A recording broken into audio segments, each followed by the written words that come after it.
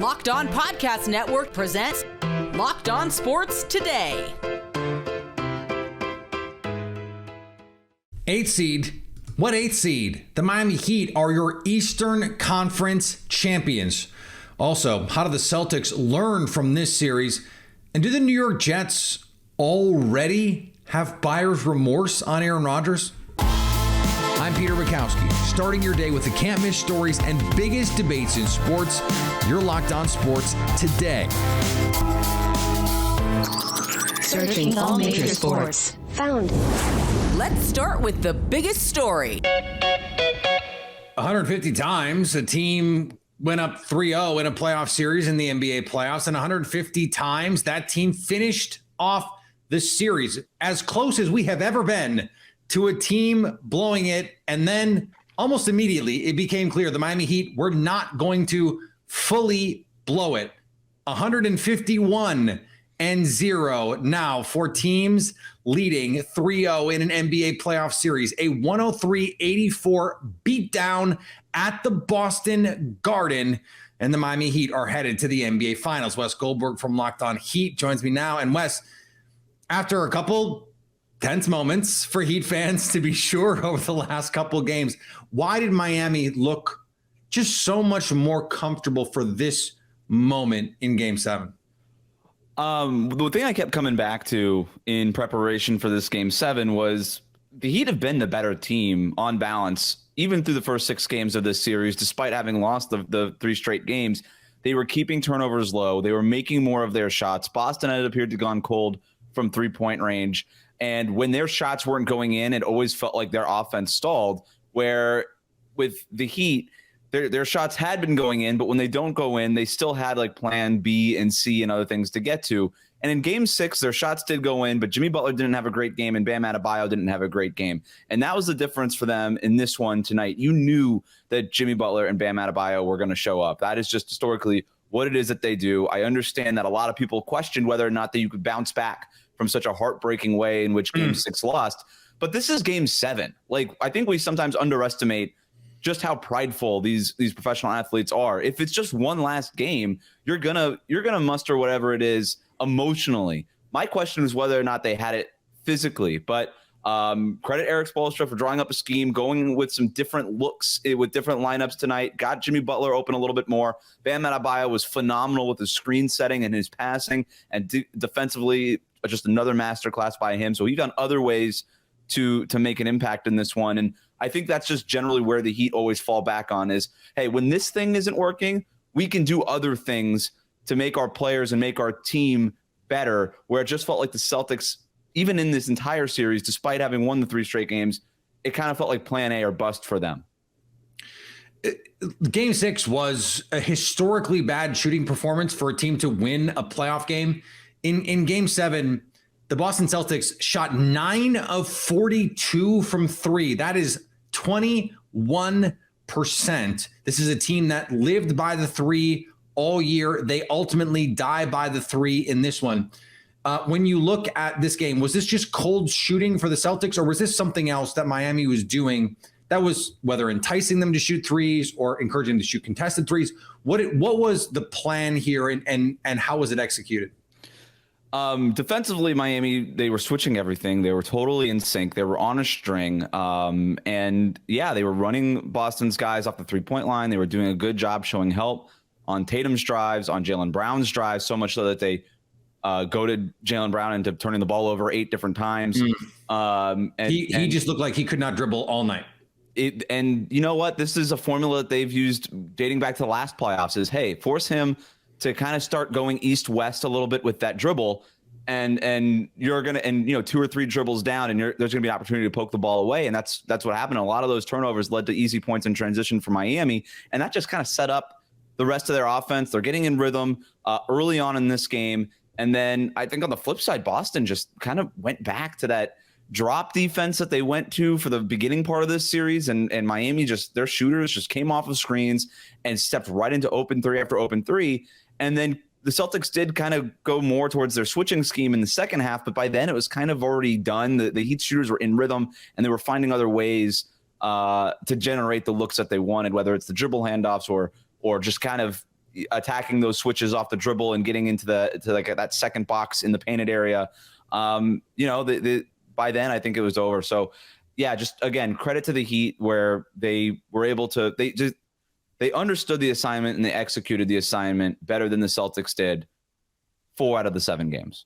Stay up to date all year on the Miami Heat by subscribing to Locked On Sports Today and Locked On Heat on your favorite podcast app and on YouTube.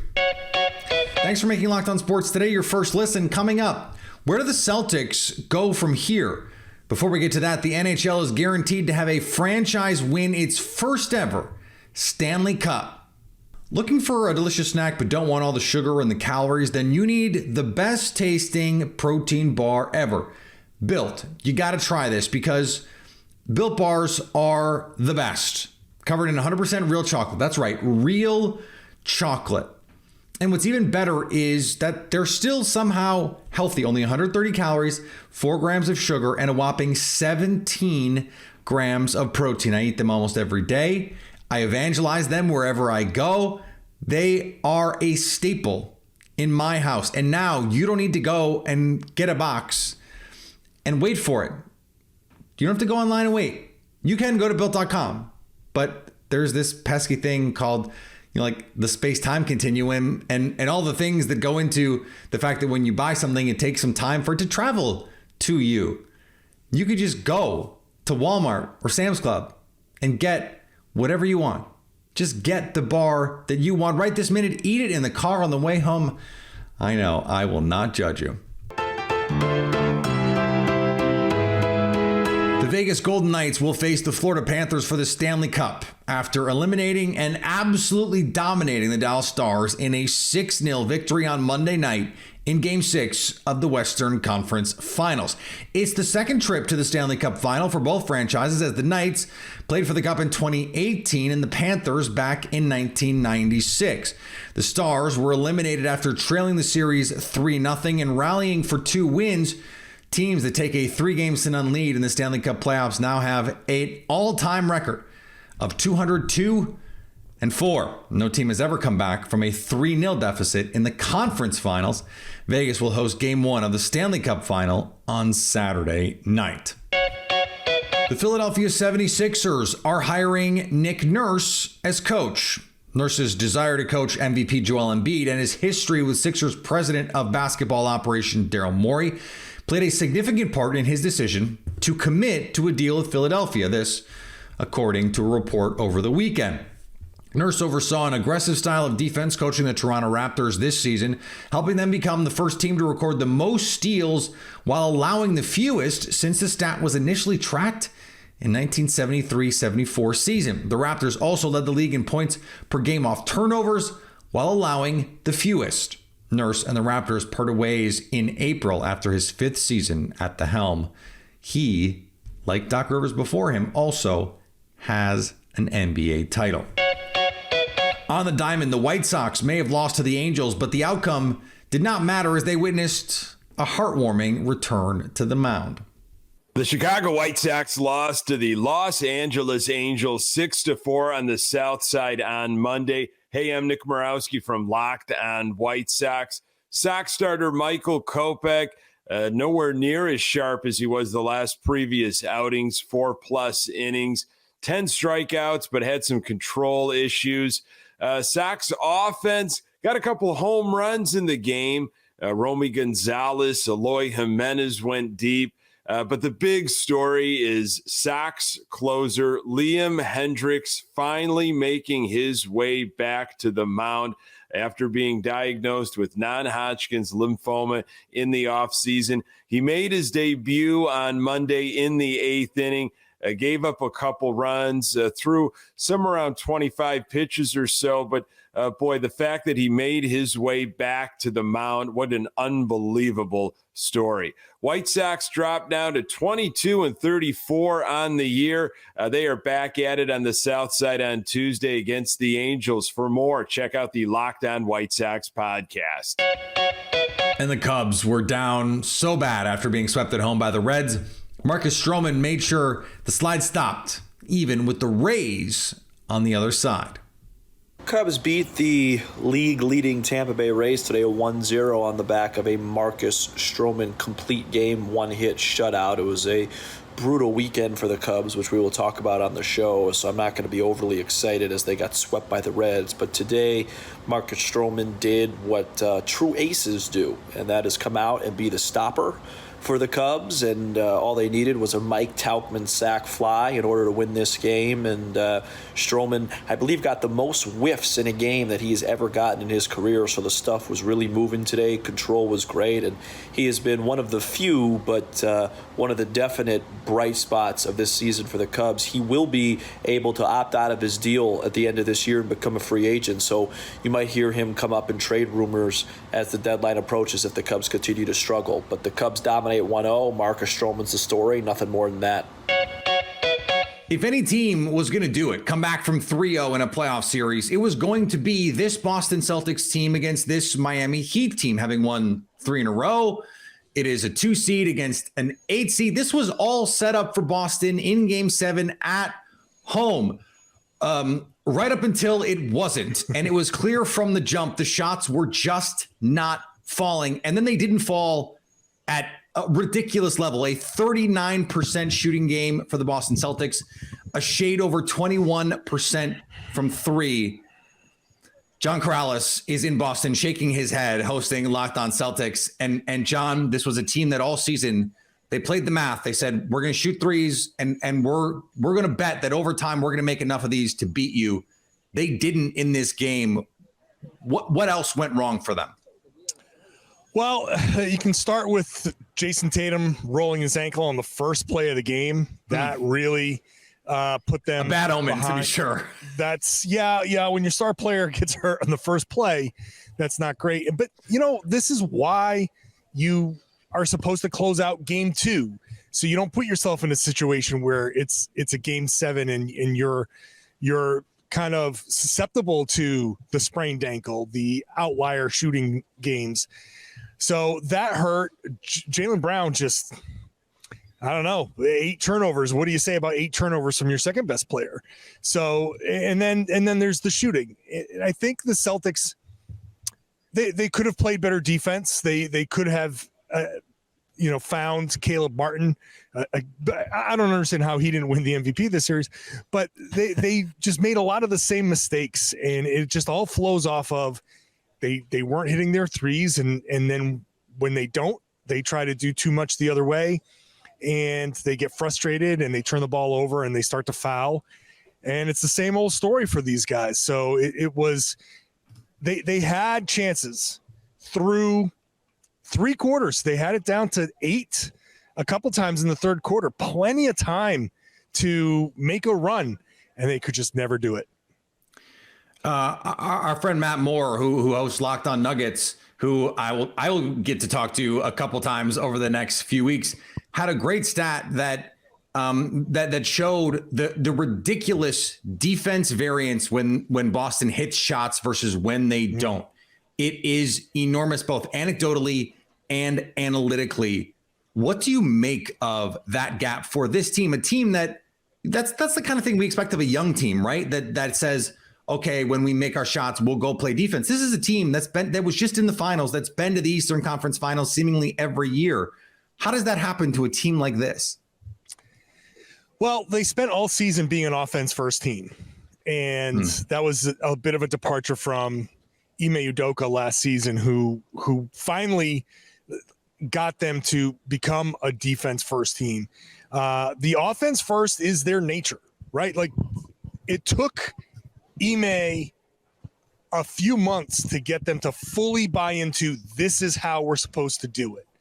And in retrospect, if we're going to criticize Joe Mazzulla for something, it's that he kind of went back to the offense and went back to the numbers. And I've been saying all season long that he's a paint by numbers guy right now. He doesn't have the full feel for the game. He just relies on the fact that the team that generally hits the most 3-pointers generally wins.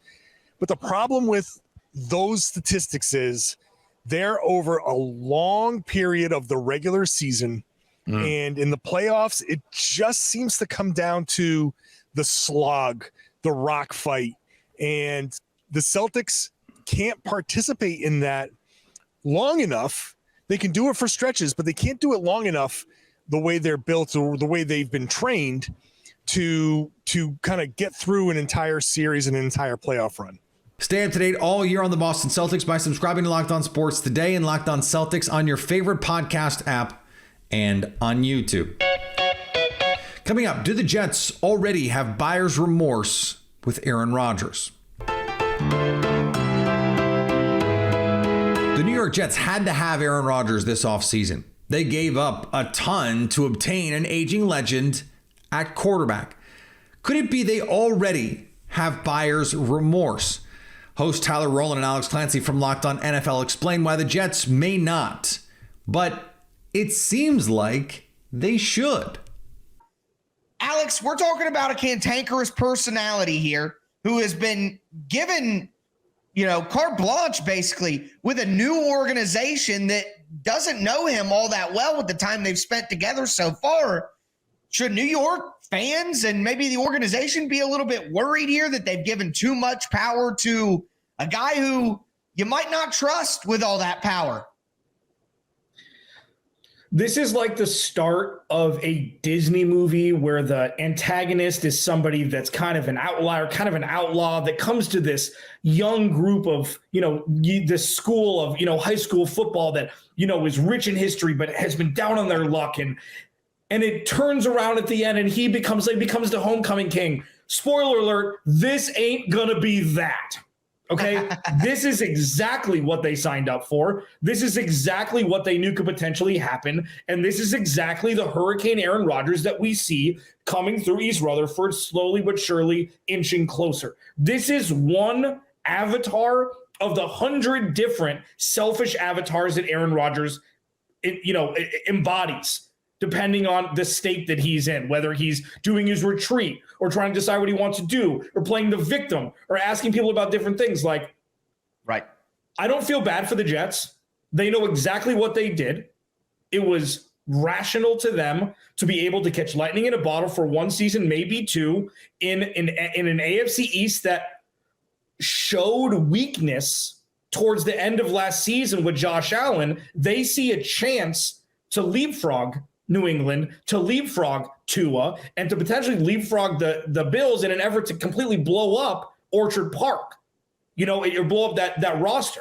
So I understand. I think it's a calculated and necessary risk, but anything that you're surprised about coming out of East Rutherford, that's on you, because this is exactly what the Jets signed up for. And I think they're happy to do it in an effort to win more games than they lose in 2023 and potentially 2024.